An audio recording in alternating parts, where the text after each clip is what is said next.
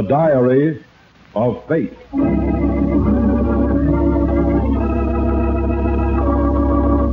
Fate plays no favorites. It could happen to you.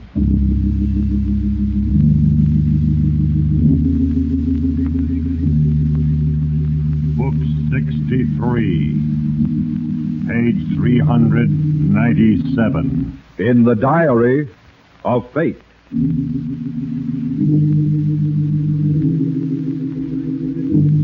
Yes, here it is. The name, Joe Mattuck. Occupation, truck driver. An honest endeavor, and one which requires strength and endurance. It was work well suited to you, Joe Mattuck. You were robust, strong, and courageous. Life could have been good, but you were impatient. And then fate intervened. At just the wrong moment, a traffic light changed and confronted you with an opportunity. A temptation which struck at your weakest point. Yes, because a traffic light changed, your life will be utterly destroyed.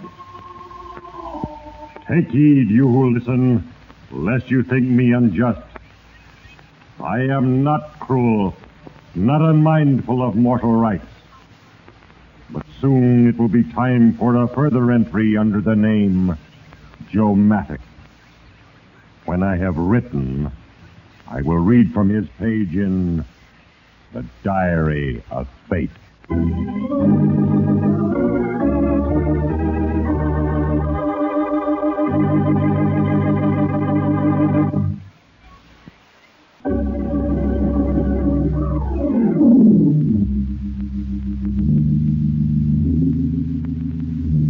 No mortal eye can penetrate the dark curtain of the future, even as the mind of Joe Mattuck could not foretell what the few hours of one night would bring when he yielded to temptation and gave free rein to his impatience.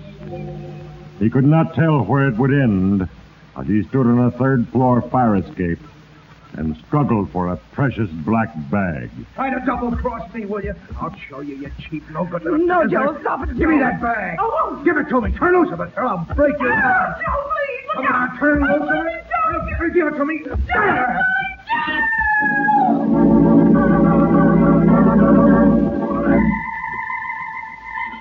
Yes, in that instant, Joe Mattuck, your life became a churning maelstrom of horror. And now you know too late that if your choice be for evil, the end is inevitable. For that is all part of a plan. And I, Fate, am but the instrument. And the little things, the trifles of life, are the tools with which I work. Remember, Joe Mattuck, how it all started? You were leaving on your regular run to Morristown, and you'd picked up a hitchhiker, a girl, and you conversed easily with her as you drove through the traffic toward the suburbs and the open highway. The same, so Tuesday night it was a bus, and a hitch the next morning with a fresh guy from Buffalo, and now you. That's the story. By the way, I'm Belle Sheldon. What's your name? Joe Mattuck. I'm out of Morristown, and that's as far as I'll be able to take it. Oh, every little bit helps, Joe. You know, hitchhiking's kind of tough for a girl. Too many Romeos? Oh, that. And they figure women spell trouble. You married? Married and working at it. I've got a beautiful wife. Oh, you should be. You're easy to look at. How often are you with her? Oh, every third day.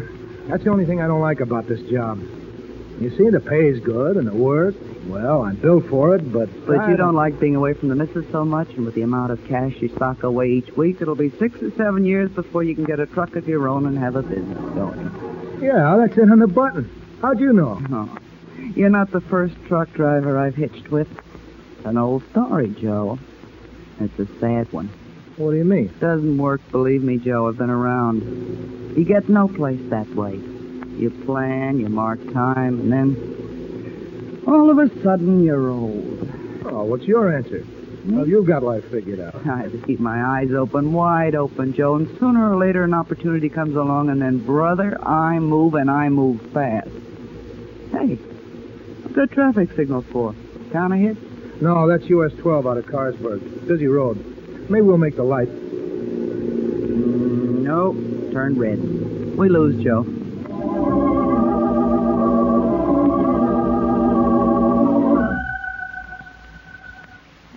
Yes, Joe Mattuck, a little thing happened. Fate moved my hand, and at just that instant, a traffic light turned red. And you stopped. But before you started again, a man approached carrying a coat and a black overnight bag. He asked you for a ride. Belle didn't mind being crowded, and you gave the stranger a lift. 10 minutes later, as the truck rolled along the even highway, he was fast asleep. Oh, great conversationalist you picked up. He's sound asleep. Oh, in that case, you'll have to talk for two. Tell me, Bill, what do you think Joe, about... look out, that car! Crazy drunk. What happened? Oh, that was too close. Huh? A pint of whiskey and some guys figure they're supposed to straddle a white line. Here, mister, you dropped your bag. Give me that. Hey, easy, brother. She was doing you a favor. It opened. Sure you didn't lose anything? Oh, I didn't lose anything. Sorry I got rough with you, lady. It's all right. Forget it.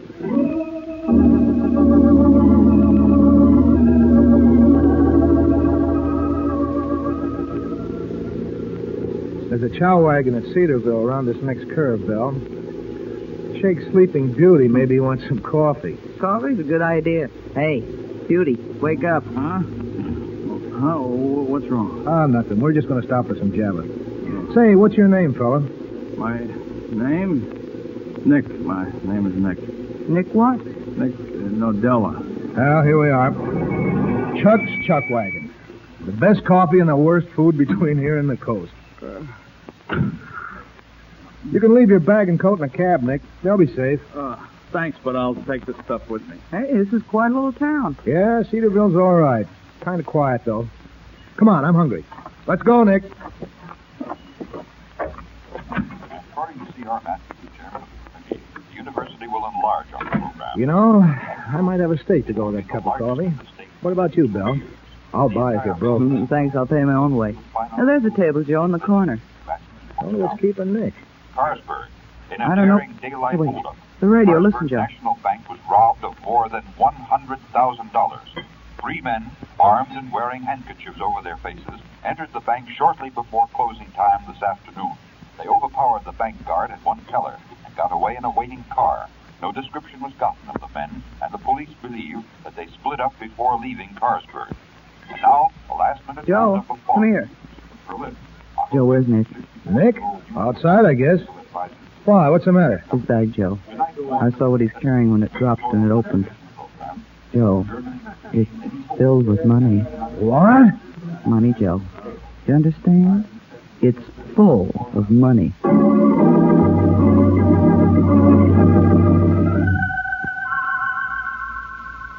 For a moment, Joe Mattuck, you were stunned. Then slowly the full implication of Belle's words struck you. You quickly followed her out of the restaurant, but Nick was nowhere in sight. Then you thought of the bus station, and you ran across the street and searched the small building. He's not on station, Belle. We better call the police. Don't be a fool, Joe. Nick Nadella has $100,000, or a good part of it, in that little black bag. We're going to get it, Joe. You and me. I told you that sooner or later opportunity comes along. Quiet, Belle. There he is. Over in the shadow of the truck. You sold me on it, Belle. We're partners. Come on. Hey, Nick, you going to have coffee? No, I changed my mind. No, you didn't miss Ready a to thing, Nick. Strictly mud. go. Hey, Joe. Any objection to my sleeping in the back for a while? I'm beat, dead tired. Oh, suit yourself. That gives us more room up in front. Here, I'll open it up. Got your coat and stuff, Nick? Yeah. How far you going, Joe? Morristown. I'll wake you up when we get there. Okay, thanks. Let's get rolling, Bill. I'm all for it. Now that we've got our pigeon cooped up.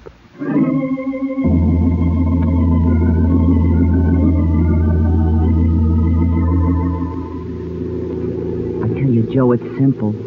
As soon as you get to a crossroad, kind of an open spot where we can see cars coming in either direction, you take motor trouble. Then get Nick out of the back to help you. Will we go for that? Oh, sure. He's anxious to get out of here. Give him a screwdriver to hold or something while you turn the motor over. Then when he gets around in front, just slip the truck into gear. And Nick Nadella is a hit-and-run case. Yeah, it'll work all right. We got to remember to throw his coat out, too. The coat, yes, but not the little black bag. No, Belle. We'll keep the little black bag.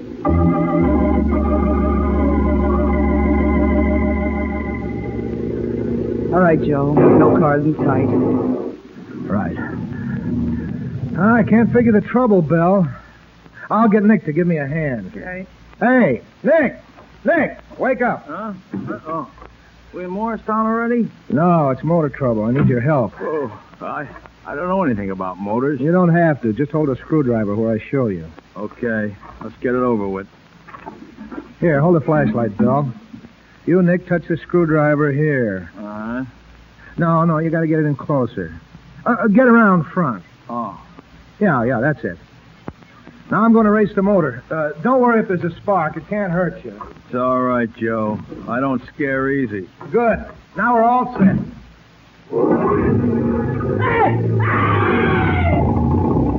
Okay, we got to move fast now. That's it. Belle, get the bag. Joe! Joe, the bag is gone! Yes, Joe. The bag was gone, and the man was dead. Because of a little thing, a red traffic signal, you had committed murder. Soon, Joe Mattuck, I will write another entry under your name in the Diary of Fate.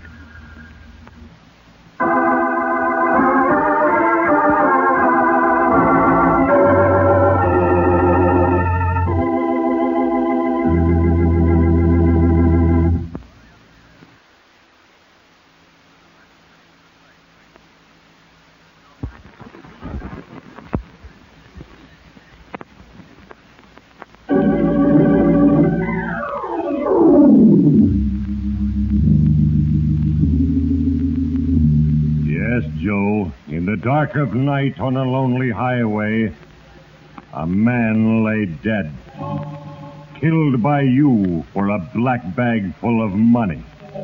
And now, that money was gone. What are you talking about? That bag's got to be there. Come and look. It's not here, I tell you. Well, then where is it? He had it when he got in back here, didn't he? I thought so. He was holding a coat over his hands. I figured the satchel was under the coat. Those doors weren't open until we stopped right here. They can't be open from the inside. What did he do with it? How'd he get rid of it? Now, wait a minute. You think. Plus, if we can't hang around here forever, we've got to get going. If anybody sees him under there, why, we're through. I know it. Keep your shirt on. Look, something was funny about him walking across the street back there in Cedarville and then showing up at the truck again. Belle, come on. We've got to get out of here. Joe, wait, I've got it. I'll bet anything I'm right. Come on, help me. What? What are you going to do? We've got to search his pocket. Search him? What for? Maybe he's got a baggage check on him. He could have checked that satchel in the bus station at Cedarville. Yeah, you're right. Nothing here. Pull his skirt around. Okay. Yeah. Joe, here it is. Look. Come on. Pretty smart on it, checking that bag. There's nobody coming to this end. I hope we get out of sight before they find Stop us. worrying. When we cash this in, we're set. Now, look. Got any idea how we're going to get back to Cedarville? Yeah, that's easy. We'll pick up my car at home and drive back. But I got to get this load delivered first. What about your wife? Well, we'll go to the house and get the car first, then I'll call Molly from downtown and tell her I've got to go right back on some kind of a job for the company. She'll take it all right. Okay, Joe. Sounds good. By tomorrow morning, you can go your way and I'll go mine. But the roads won't be nearly so rough. Right, Joe? Right, Belle.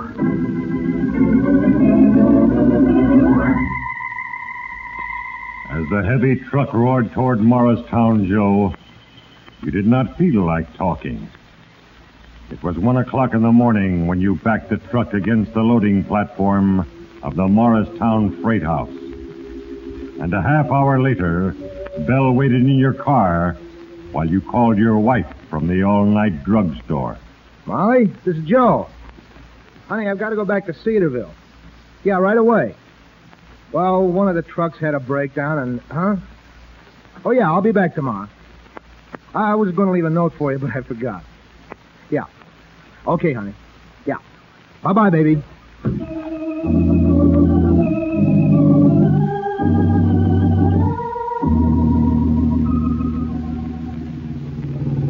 You're sure a good driver, Joe. We really made time. Yeah. It's only 20 minutes after 3. I think I'll park along here. We can walk over to the bus depot. Unless you want to wait in the car No, while I I'll go along. As a matter of fact, Joe, if there are any questions, I might be able to get it easier than you. I could say I'm his wife or something. Yeah, I guess you're right. Oh, you go ahead and get it. I'll wait outside. Okay, Joe. Be right back.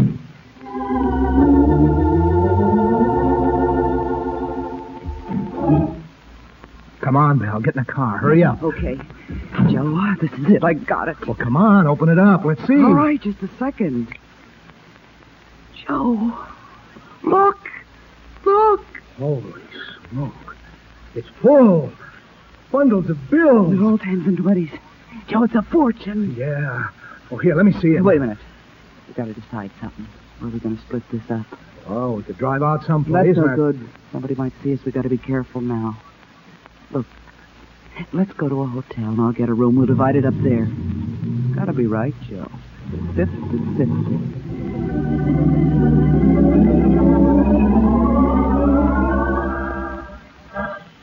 At the hotel, Belle registered and was given a room on the 3rd floor. And then fate again intervened, and another little thing happened. You, Joe, stopped to light a cigarette, and you missed the elevator. When it came down again, it carried a friend of yours, a truck driver who was staying overnight at the hotel. It was impossible to avoid him, but you cut the conversation short. And a few minutes later, you followed Belle down the hall to room 314. 312, 314. Here it is, Joe. Come on in, Joe. Slip the chain on the door. Okay. Who was the guy downstairs? Oh, just another truck driver. Sure bum luck running into him here. Stop worrying, will you? In 10 minutes, you'll be on your way home. A very rich man. Yeah. Well, let's get started. Put the stuff on the table and we'll divide it All up. right. Just a second. I want to open this window a little. It's stuffy. Ah, there. Now, let's get it all out of the bag and lay it on the table. And we can count it. Yeah. Oh, gee, Belle, look at it. Why, there must be $100,000 here at least. Boy, those guys downstairs would go nuts if they saw this. Joe, wait. Oh, what's the matter? Quiet. Did you hear that? I didn't hear anything. Outside the door. There's somebody out there. I heard them. What? Well, here, ditch the stuff back in the bag. I'll take a look. Wait a minute. There. Okay.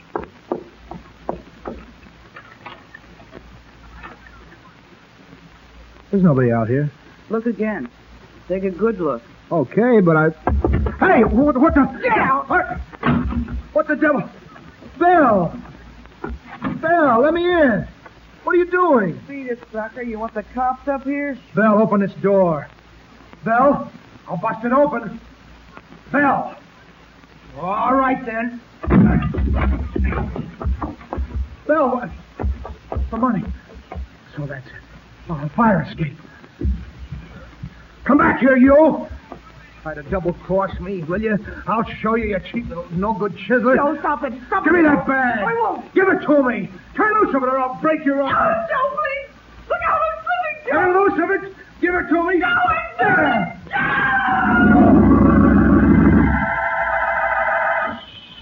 For a horrified instant, you stared down at Belle's crumpled form, lying dead in the alley, 3 stories below. Then, as the crowd began to gather, you clutched the black satchel and quickly climbed to the roof of the hotel. As you jumped to the adjoining roof, you heard your friend in the crowd calling your name. You ran down a fire escape and dashed to your car. Seconds later, your tires screeching, you turned south away from Morristown. Behind you, a police siren wailed. Bella's dead. I killed her. I can't go home now. I gotta drive, and drive fast. They recognized me. I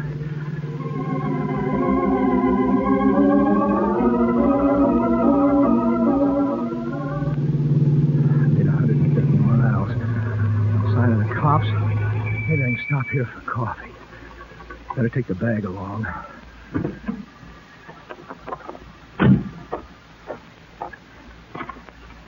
The latest reports of shocking murder in Cedarville last night, where an unidentified woman was hurled 3 stories to her death from a hotel fire escape by a truck driver named Joe Mattuck. When last seen, he was driving south on Highway 43 in a blue 1942 Oldsmobile convertible, license number 38496.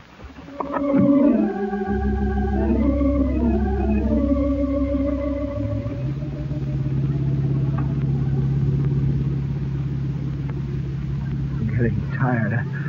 Driving all night, all day. Gotta stop and rest soon. Maybe they won't know me in this town. Maybe I can get some sleep. Cops. Spotted me again. Gotta go fast. I'll shake them. I'll turn. Oh, too fast. I'm skidding. I'm not gonna make it. Fire. I'm on fire. Gotta get out. No, the bag. The bag of money. There now, I got to get out. Get out and run!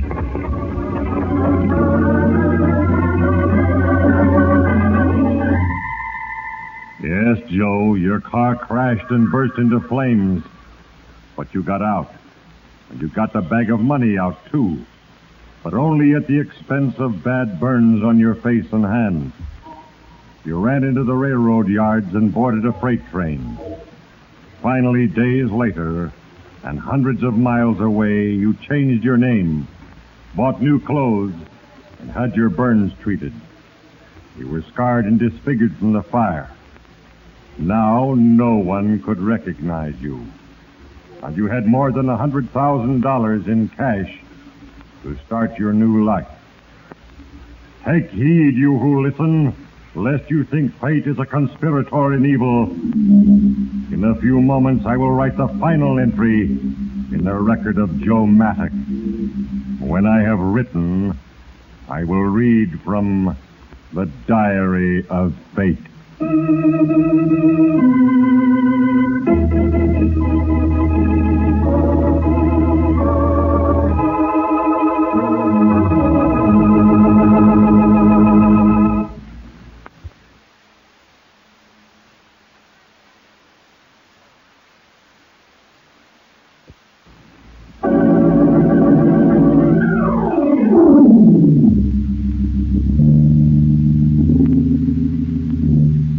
Joe Mattuck, you had given up everything. Your wife, your name, your honor, and even your handsome face for a black bag filled with money. Now you were John Warren, a man with a scarred face and a fortune. Yes, your new life was going to be quite enjoyable, you decided, as you sat in your new apartment after a day of lavish spending.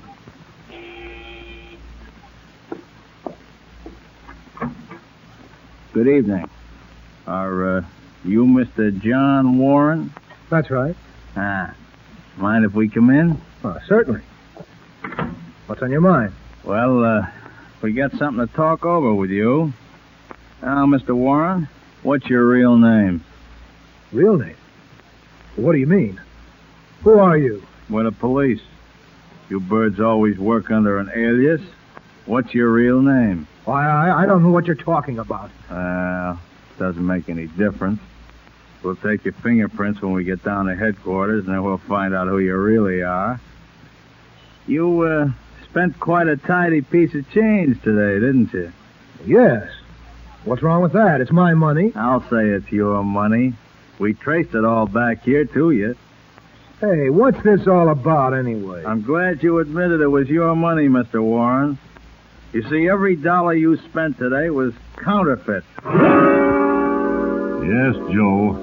The money you had sacrificed everything for was counterfeit. If you had taken time to read a newspaper, you would have known that the bandits who robbed the Carlsberg Bank were captured and the money recovered. You would also have known that a notorious counterfeiter was found dead on the highway near Cedarville. But you didn't. And so the bag of money that you thought would bring a rich new life brought only disgrace and death. And now it is time to close the book. Another entry has been duly noted on the pages of eternity, and justice has been served. In the case of Joe Mattuck, as in the cases of all mortals, it was the little things which determined the ultimate outcome. Because fate caused a traffic light to change at the right moment, Joe Mattuck was faced with a decision, and he chose for evil. And because he stopped to light a cigarette and missed an elevator, he was recognized by a fellow truck driver. The result of an evil choice was certain, brought about by the little unnoticed things which are my instruments. Ponder well the moral, you who listen, and remember that there is a page for you in The Diary of Fate.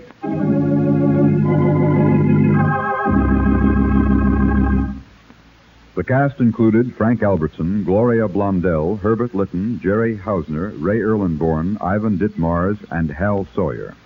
This is a Larry Finley transcription, brought to you from Hollywood.